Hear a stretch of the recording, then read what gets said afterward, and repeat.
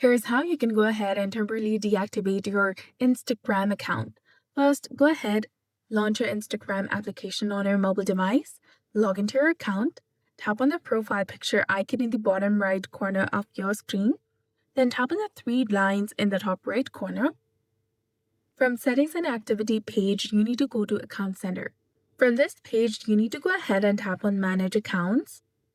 You'll get the option of account ownership and control. Go ahead and tap on that. Now tap on deactivation or deletion. Select your Instagram account. You'll get two different options of deactivate account and delete account. Deactivating is temporary, but deleting is permanent. Go ahead, select deactivate account and then tap on continue. You need to go ahead and tap on continue again and then enter the correct form with your password of your Instagram account and tap on continue again, and you'll be done. Now, if you try logging into your account, your Instagram account will be reactivated instantly. So that's it for this video. I hope you found this helpful. If you did, please like, share, and subscribe. Thanks for watching.